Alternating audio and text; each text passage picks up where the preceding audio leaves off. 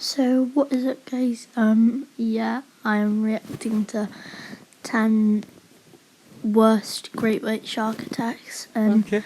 Shout out to Trend Max for this. And I'll watch it with you guys. Top 10 worst white shark attacks. The passion for the sea has exposed many people to terrifying attacks of the great white shark, and there are those who manage to survive to tell the story, as well as many tragic deaths. Stay with us to see this top 10 of the spookiest cases.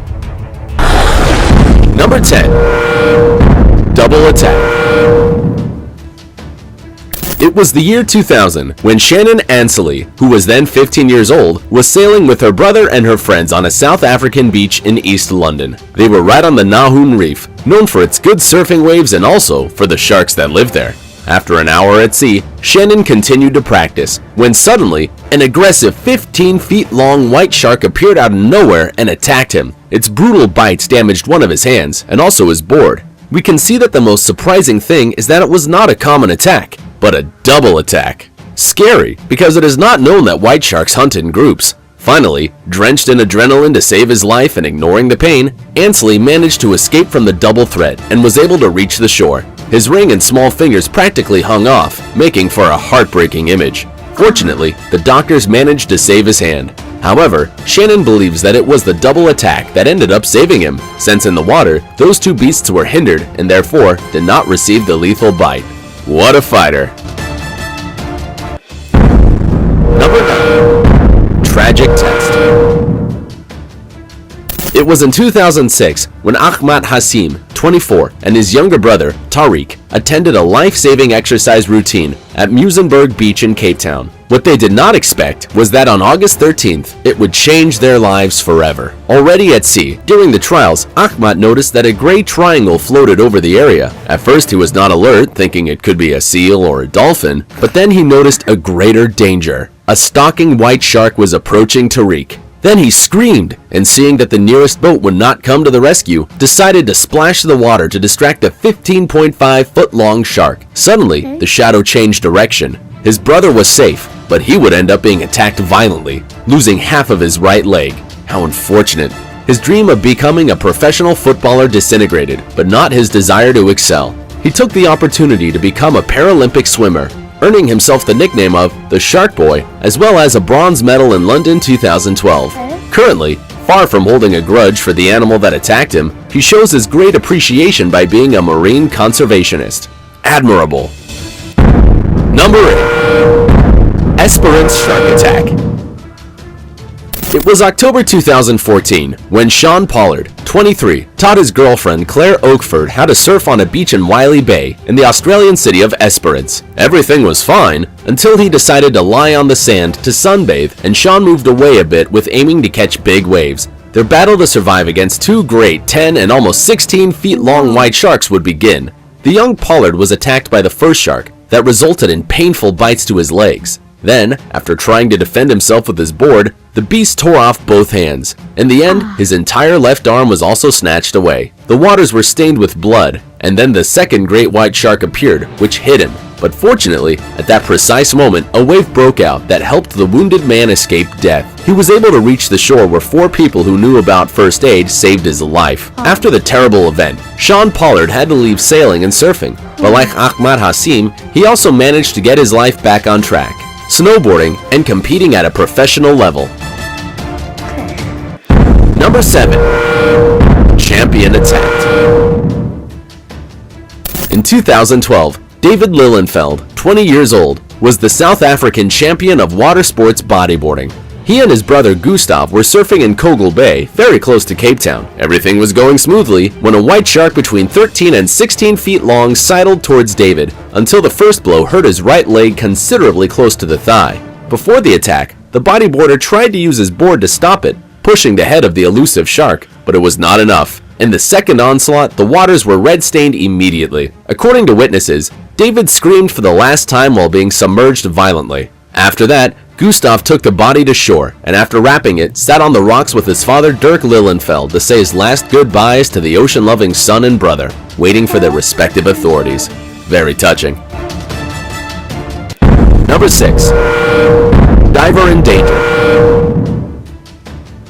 On the morning of September 15th, 1984, the sky was cloudy and the sea calm between Half Moon Bay and Santa Cruz in California. Omar Conger, 28, and his partner Chris Rem were diving about 500 feet off the coast in search of abalone, an edible mollusk, when they decided to take a break. It was then that Conger, resting vertically in the water, suffered a surprising attack from a 16-foot-long white shark in the back. It caught him, shook him, and submerged him. A few seconds later, the predator emerged to the surface as a great submarine with the victim still inside his mouth, then decided to go to the frightened friend, freeing the diver's badly wounded body, and in those moments of great anguish, Rem reacted. He swam towards Conger to put him on a mat, taking him to the shore, but unfortunately, the effort did not help much because Omar Conger, product of the multiple lacerations on his legs, hands, and buttocks, bled to death. Number 5. Fatal End. This is Sam Kellett, a 24-year-old high school teacher who was preparing for a spearfishing competition off the waters in the Yorke Peninsula in southern Australia. It was February 2014, and he had planned to dive for free in Inez National Park with his friends, but a fire warning forced them to go to Goldsmith Beach. While Sam was fishing, hungry 16-foot-long sharks appeared and practically ate him whole. Yeah, just like you heard it. Mr. Kellett was totally devoured, and no trace of him was left. The police could only find 2 lead weights and their spear, a weapon that had teeth incisions compatible with those of a great white shark. In the place that he was last seen, a striking pool of blood shocked everyone in the place. A fatal end. Number 4. The Sea, Life, and Death. Randall Fry was a quintessential lover of the ocean. He was very dedicated to the Fisherman Organization and was the main voice in Western recreational fishing. On August 15, 2004, Randy practiced free diving to trap abalone with his great friend Cliff Zimmerman in Westport, California. Fry was floating on the surface on a bed of seaweed when he began his descent to the bottom of the sea. In that course, he was mortally beaten by a large white shark between 16 and 18 feet in length. It was so imposing. Everything was so fast and the waters were stirring so hard from the attack that Zimmerman, impacted, swam for his life about 150 feet away until he reached his boat. The next day, a rescue team found Fry's body. His head had been separated from his body. Bite marks, extending from shoulder to shoulder, confirmed the executioner as a white shark. He loved the ocean so much that his life ended right there. Quite an irony. Number 3. The Bestial Shark. According to the Australian Shark Attack file, the average number of human deaths in the last 50 years is 1.2, very similar to that of Florida. However, it is the shark attacks that ended the life of Shirley Ann Durden in 1985, those that would have given the oceanic country the reputation of being a place where one would have to think twice before getting into the sea. Durden, 33, and a mother of 4, went diving with her husband and another man to Peak Bay in southern Australia. She was about to catch scallops 7 feet deep when she was savagely attacked by a 20-foot-long white shark. The colossal shark ripped it in half in the eyes of her partner and her little children. When the rescue workers arrived, all that was left was a headless torso. But that was not all. The insatiable sea beast returned to devour the remains of the body, hallucinating. Number 2. The Gigantic Devourer.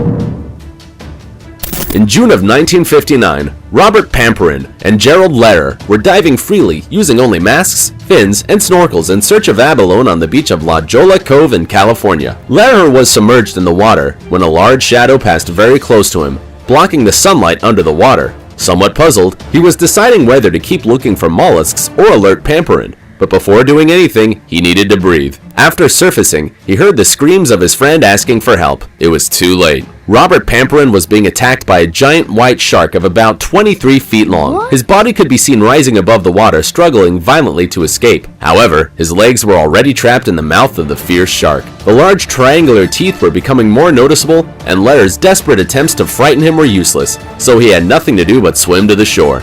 There was no trace left of his friend. Oh,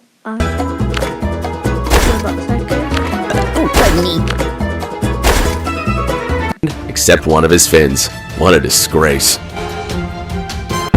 Number 1. Survivor. This case of shark attack is perhaps one of the most emblematic in history. On December 8, 1963, a young insurance salesman named Rodney Fox was participating in a spearfishing competition in Aldinga Beach in southern Australia. Everything went smoothly when he suddenly felt a strong impact as if he was hit by a train. It was a great white shark that attacked him mercilessly up to 3 times. Badly hurt and about to drown, Fox was rescued and taken to the nearest boat. He suffered a ruptured rib, a collapsed lung, a ruptured spleen, and deep arc-shaped lacerations from his shoulder to his waist. The scars are really creepy. Fortunately, his main arteries remained intact, and after 4 hours of surgery and a total of 462 stitches, he lived to tell the tale. He even still has a shark tooth embedded in one of his wrists. Definitely, this white shark attack is the worst in which the victim has survived. 10 years later, after Fox decided to specialize in such sharks, he received the call of Steven Spielberg to help him with his film project, Jaws, a real-life character. Were you surprised by these ruthless attacks of the great white shark? Well, do not. Oh my. Well, that's gonna be the end, right? See you guys in the next video. Peace.